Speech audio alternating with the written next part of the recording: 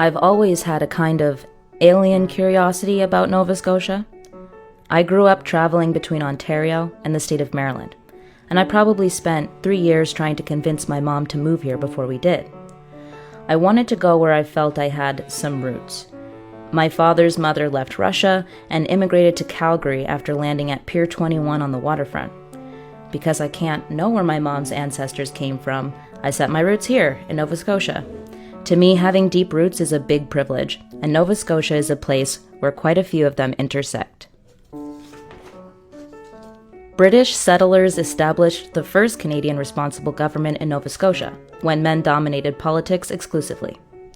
Today, the legislature is mostly settler ancestors, and of course, most of them are men, but I wasn't aware of this when I moved to Halifax. I became aware of it around the same time that I started volunteering with Springtide a year and a half ago. When I began transcribing interviews for Offscript, I was responsible for hanging on to every word the descendants of these settlers said, slowing down the track and replaying the same sentence in slow motion to type it out. The transcribing process is usually 4 times slower than the length of the recording, so an hour of tape takes a whole afternoon to transcribe. For me, this was like touring a foreign city in slow motion. No matter how many times I listened to the words, no matter how slowly and sometimes hilariously they were expressed, I felt everything that was said was something I had never heard before. I'm a young mixed-race woman, raised by a single immigrant mother. Statistically, the chances of me or her walking into the legislature and seeing a plaque with our family name on it are pretty slim. That point came home for me when I listened to the second of many interviews I later heard. George Archibald was describing a sense of delight at realizing he was the first in his family to sit in the legislature in 100 years.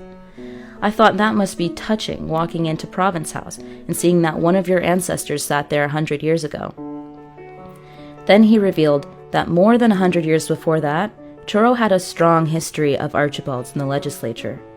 When Sir Adams George Archibald helped bring Confederation to Canada over 100 years ago, he was following 6 family members that held seats before him.